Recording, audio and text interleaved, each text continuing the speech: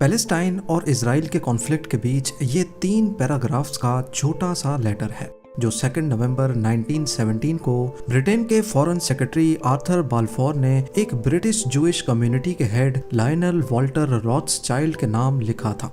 इस लेटर में जो लिखा था उससे पैदा होने वाला झगड़ा अगले 100 सालों तक लड़ा जाएगा, इसका अंदाजा शायद ब्रिटिश गवर्नमेंट को भी नहीं था। इजराइल और पैलेस्टाइन के बीच कौन गलत है कौन सही, इन दोनों का आपस में झगड़ा किस चीज पर है और इस सब में ब्रिटिश गवर्नमेंट का क्या रोल रहा है। ज़ेम टीवी की वीडियोस में एक बार फिर से खुशामदीद। नाजरीन, ये टॉपिक दुनिया के सबसे ज्यादा कंट्रोवर्शियल टॉपिक्स में से एक है और मेरी पूरी कोशिश रहेगी कि मैं बिल्कुल न्यूट्रल रहकर सिर्फ फैक्ट्स एंड फिगर्स पे बात करूं ताकि किसी भी शख्स को एतराज ना हो सके। वर्ल्ड वॉर 1 से पहले पैलेस्टाइन में किसी किस्म का कोई झगड़ा नहीं था। यहाँ मुस्लिम्स की पॉपुलेशन ज्यादा थी, लेकिन इनके साथ ज्यूज और क्रिश्चियंस भी खुशी खुशी रहते थे। उस वक्त ये पूरा एरिया ऑटोमन एम्पायर के कंट्रोल में था। इस मैप पे देखा जाए तो ऑटोमन एम्पायर यूरोप से लेकर नॉर्दर्न अफ्रीका और मिडिल ईस्ट के काफी सारे हिस्से पर भी फैली हुई थी, जिसको सल्तनत उस्मानिया कहा जाता है। कुछ अरब लीडर्स थे जो ऑटोमन एम्पायर के रूल से काफी तंग थे। वो खुद को यहाँ से आजाद करवाना चाहते थे और अपने इस मकसद को पूरा करने के लिए वो ऑटोमन एम्पायर के दुश्मन ब्रिटिशर्स से चोरी छुपे जा मिले। ब्रिटिशर्स ने उनसे वादा किया कि अगर वो जंग में ऑटोमन एम्पायर के खिलाफ उनकी मदद करेंगे तो बदले में उनको आज़ाद देश दिया जाएगा। ऐसा ही एक वादा ब्रिटिशर्स ने यूरोप में मौजूद जूज से भी किया था। जूज शुरुआत से ही ऐसी कौम रही है जिनका दुनिया में कोई पक्का ठिकाना नहीं था, यानी उनका अपना मुल्क कोई नहीं था। वो जहाँ भी रहते थे माइनॉरिटी कहलाए जाते थे। यूरोप में मौजूद जूस पहले ही काफ़ी मुश्किलात का सामना कर रहे थे। उनको नफरत की निगाह से देखा जाता था और कई मकामात पर उनको कत्ल भी कर दिया जाता था। पर ऐसा क्यों था? इसके पीछे रिलीजियस कॉन्फ्लिक्ट है। कई सदियों से क्रिश्चियंस ये मानते थे कि वो जूस ही थे जिनकी वजह से जीसस क्राइस्ट की मौत हुई थी। बस इसी मेन कॉन्फ्लिक्ट की वजह से यूरोप में क्रिश्चियंस जूस को बर्दाश्त ही नहीं करते थे। दुनिया भर में फैली जूइश कम्युनिटी का नेटवर्क जैसे आज स्ट्रॉन्ग है, वैसे पहले भी काफी स्ट्रॉन्ग था। वो पैलेस्टाइन में अपने अलग देश पाने की मूवमेंट को ज़ायोनिज्म का नाम देते थे। इस मूवमेंट की शुरुआत 1896 में थियोडोर हर्ट्सल नामी एक जूइश पॉलिटिकल एक्टिविस्ट ने की थी। उन्होंने एक बुक लिखी थी जिसकी इंग्लिश में ट्रांसलेशन जूइश स्टेट बनती है। इसमें भी उन्होंने लिखा था कि यूरोप में मौजूद जूस को अगर सुकून की जिंदगी गुजारनी है तो उनको पैलेस्टाइन में अपना अलग देश बनाना होगा। शुरुआत में कई जूस इस कॉन्सेप्ट के खिलाफ थे। वो कहते थे कि हम एंटी सेमिटिज्म यानी जूस के खिलाफ नफरत की वजह से अपनी कंट्री को क्यों छोड़ें। लेकिन देखते ही देखते ये मूवमेंट एक पॉलिटिकल शक्ल में बदल गई। दुनिया भर के जूस पैलेस्टाइन का रुख करने लगे। उनको अपनी ही कम्युनिटी की जानिब से फंड किया जाने लगा।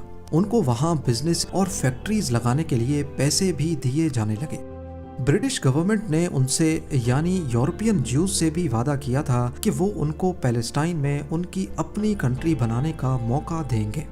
फास्ट फॉरवर्ड करके हम चलते हैं 1917 में।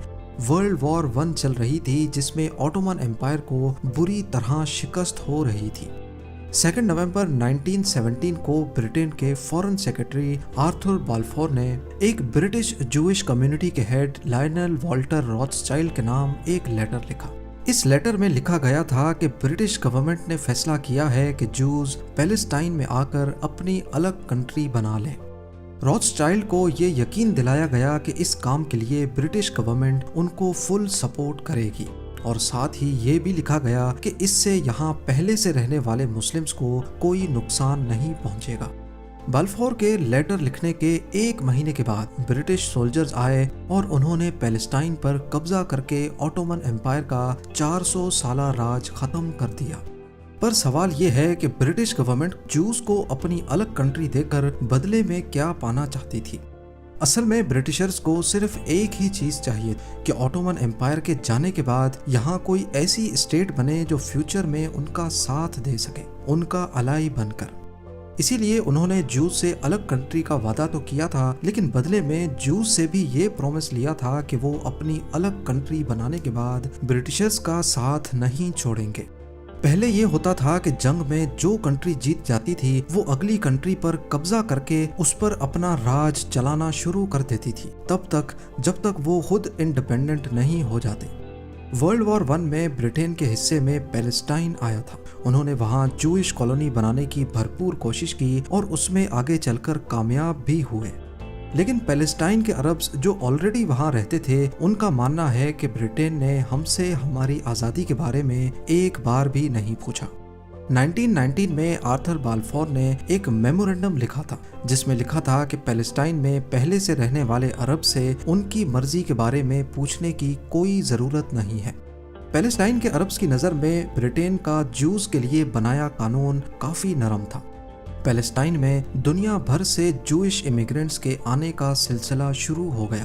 انہوں نے وہاں اپنے اسکولز بنائے، فیکٹریز کھولیں اور برٹشرز کی مرضی سے اپنی ایک چھوٹی آرمی بھی بنا دی جس کو ہگانا کہا جاتا ہے۔ پیلسٹائن کے عربز کے پاس یہ سوچنے کے علاوہ اور کوئی آپشن نہیں بچا تھا کہ برٹشرز ہماری آزادی پر تو کوئی کام نہیں کر رہے بلکہ ہماری ہی زمین دوسروں کو دے رہے ہیں۔ کچھ سالوں تک وہ برداشت کرتے رہے، لیکن 1939 میں وہاں کے عربز نے آواز اٹھانا شروع کی، لیکن برٹشرز کے سامنے آواز اٹھانے کا ایک ہی مطلب تھا: غداری۔ پیلسٹائن کے عربز کو ایسا کرنے پر کڑی سزا دی گئی، کئی کو اریسٹ کر لیا گیا، کچھ لیڈرز کو پیلسٹائن سے نکال دیا گیا اور کچھ کو پھانسی دے دی گئی، لیکن پھر بھی پیلسٹائن کے عربز نے اپنی اسٹرائک ختم نہیں کی۔ اس پر برٹش گورنمنٹ نے معاملے کو سلجھانے کے لیے ایک پیل کمیشن بنایا۔ اس کمیشن نے پیلسٹائن میں انریسٹ کا یہ سولوشن نکالا کہ پیلسٹائن کو 2 حصوں میں ڈیوائیڈ کر دینا چاہیے۔ یہ سولوشن بھی پیلسٹائن کے عربز نے قبول نہیں کیا، کیونکہ اصل میں انریسٹ تو تھا ہی اس بات پر کہ پیلسٹائن ڈیوائیڈ کیوں ہو رہا ہے۔ 1939 تک ان کی اسٹرائک برٹش گورنمنٹ کے وائٹ پیپر ریلیز ہونے تک چلتی رہی۔ اس وائٹ پیپر میں برٹش گورنمنٹ نے پیلسٹائن کی پچھلی 20 سالہ سچویشن کو نظر میں رکھتے ہوئے ایک پالیسی پبلش کی تھی۔ اس پالیسی میں سب سے پہلے تو پیل کمیشن کو ریجیکٹ کیا گیا، جس سے عربز کی اسٹرائک ختم ہو گئی۔ اس کے علاوہ پیلسٹائن میں نئے آنے والے جوئش امیگرنٹس پر پابندی لگا دی گئی، اور جو جوز پہلے سے پیلسٹائن میں موجود تھے ان کو عربز کی زمین خریدنے پر بھی روک دیا گیا۔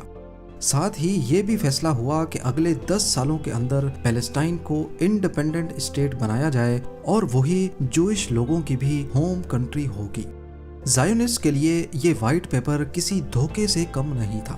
یہ وائٹ پیپر پہلی بار جوز اور برٹشرز کے درمیان کانفلکٹ پیدا کر گیا۔ انہوں نے وائٹ پیپر ماننے سے انکار کر دیا اور پورے پیلسٹائن میں برٹش گورنمنٹ پر حملے شروع کر دیے، جس میں کئی لوکل پیلسٹینینز بھی مارے گئے۔ یہ حملے کئی مہینے تک چلتے رہے، لیکن پھر کچھ اس سے بھی بڑا ہوا جس نے سب کی اٹینشن گھیر لی۔ 1939 میں ورلڈ وار 2 اسٹارٹ ہو گئی۔ جہاں یہ جنگ دنیا بھر میں 6 کروڑ لوگوں کی جان لے گئی، وہیں ہٹلر نے اپنے ڈیتھ کیمپس میں 60 لاکھ یورپین جوز کو بے دردی سے قتل کر دیا۔ اس واقعے کو ہولو کاسٹ کہا جاتا ہے۔ 1941 اور 1945 کے درمیان یورپ میں رہنے والے 66% جوز کو ہٹلر نے مار دیا تھا۔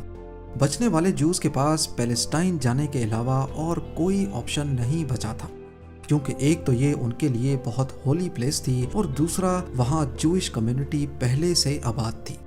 انہوں نے وہاں برٹشرز کی طرف سے لگائی گئی امیگریشن کی لمٹ کے باوجود بھی پیلسٹائن مائیگریٹ کرنا شروع کر دیا، پر پیلسٹائن میں بھی حالات کہاں ٹھیک تھے۔ وہاں وائٹ پیپر کے خلاف ابھی تک زائونسٹ برٹشرز کے خلاف لڑ رہے تھے۔ ورلڈ وار 2 کے بعد برٹشرز اب تھک چکے تھے اور ان میں اب ہمت نہیں تھی کہ پیلسٹائن میں زائونسٹ کے خلاف بھی لڑیں، لہٰذا 1947 میں انہوں نے یہاں سے نکلنے کا فیصلہ کیا اور پیلسٹائن میں اپنا پھیلایا ہوا رائتا انہوں نے یونائٹڈ نیشنز کے گلے میں ڈال دیا کہ اب تم اس مسئلے کا کوئی سولوشن نکال لو۔ اس وقت پیلسٹائن میں جوز کی تعداد 6,30,000 تھی، جبکہ 1,43,000 کرسچنز اور 11,81,000 مسلمز تھے۔ یہ فگرز ایک اٹیلین جوئش ڈیموگرافر سرگیو ڈیلا نے ہی دیے تھے۔ دیکھا جائے تو اس وقت یہاں مسلم پاپولیشن کلیئرلی جیوز سے ڈبل تھی، لیکن یونائٹڈ نیشنز نے پیلسٹائن کے پارٹیشن پلان میں 55% زمین جوز کو دینے کا پروپوزل دیا۔ यूनाइटेड नेशन जनरल असेंबली में इस प्रोपोजल को 72% वोट्स मिले और ये फाइनल कर दिया गया कि पैलेस्टाइन का 55% लैंड जूस को मिलेगा। जबकि यूनाइटेड नेशंस ने आज तक कभी भी इसकी एक्सप्लेनेशन नहीं दी कि सिर्फ 30% जूस को 55% लैंड कैसे दे दिया गया। उस वक्त यूएन की असेंबली में इंडिया की भी प्रेजेंस थी और इंडिया ने भी इस फैसले के खिलाफ वोट डाला था। उस वक्त के पीएम जवाहरलाल नेहरू ने यूएन के फैसले के खिलाफ काफी आवाज उठाई थी और कहा था कि यूएन के इंडियन एम्बेसडर को ज़ायोनिस्ट की तरफ से रिश्वत ऑफर की गई थी कि वो उनके हक में वोट डालें। खैर, यूएन की इस रेजोल्यूशन को तमाम अरब कंट्रीज ने रिजेक्ट किया और पैलेस्टाइन में अब ज़ायोनिस्ट और पैलेस्टीनियंस आमने सामने आ गए। दोनों तरफ से एक दूसरे पर वार किए जाने लगे, लेकिन ऑब्वियसली जूस की मिलिट्री काफी स्ट्रॉन्ग थी तो पैलेस्टीनियंस उनका मुकाबला नहीं कर सके। 14 मई 1948 को डेविड बेन गोरियन ने ऑफिशियली स्टेट ऑफ इजराइल बनाने का ऐलान कर दिया। वो इजराइल के पहले पीएम बन चुके थे। 1948 में तमाम नेबरिंग अरब कंट्रीज ने मिलकर इजराइल पर हमला करने का फैसला किया, क्योंकि एक तो उन्होंने पहले ही यूएन में इसके खिलाफ वोट किया था, दूसरा उनकी नज़र में ये ब्रिटिशर्स का नया तरीका है हमारे मुल्क पर कब्जा जमाए रखने का। ये पहली अरब इजराइल वॉर थी जिसमें 5 अरब कंट्रीज एक छोटे से इजराइल पर हमला करती हैं, जिसको बने अभी चंद महीने ही गुजरे हैं। लेकिन इजराइल को वेस्टर्न कंट्रीज की सपोर्ट हासिल थी और हकीकत में उनके पास काफ़ी स्ट्रॉन्ग मिलिट्री भी थी, लिहाजा अकेले इजराइल ने 5 अरब कंट्रीज को शिकस्त दे दी। जंग खत्म होने के बाद यूएन ने जो पैलेस्टाइन के लिए एरियाज चुने थे, अब इजराइल उन पर भी कब्जा करके बैठ गया। वेस्ट बैंक जॉर्डन के कब्जे में आ जाता है और गाजा स्ट्रिप इजिप्ट के कंट्रोल में।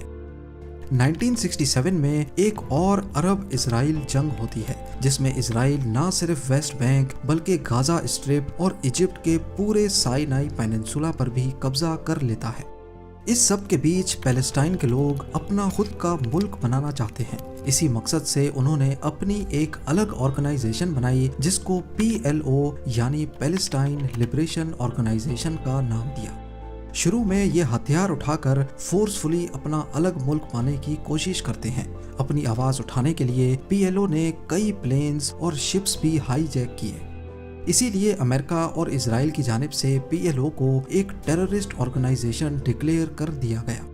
पर कई कंट्रीज PLO को टेररिस्ट ऑर्गेनाइजेशन नहीं मानती थी। वो इनको सिर्फ रेवोल्यूशनिस्ट समझते थे जो खुद का मुल्क बनाना चाहते हैं। 1974 में PLO को यूनाइटेड नेशंस में ऑफिशियली रिकॉग्नाइज कर दिया जाता है, इस बिना पर कि ये पैलेस्टीनियन लोगों के रिप्रेजेंटेटिव्स हैं।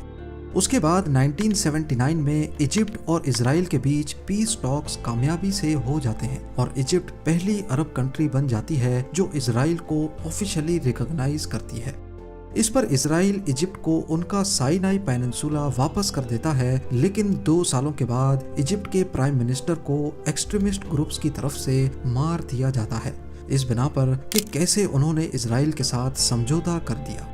इतने अरसे तक वेस्ट बैंक पर इजरायली ऑक्यूपेशन की वजह से काफी सारे जूस वहां पर भी अपने घर बनाना शुरू कर देते हैं, लेकिन इंटरनेशनल कम्युनिटी इस पर एतराज करती है क्योंकि ये असल में 1947 यूनाइटेड नेशन के पार्टीशन प्लान के खिलाफ था।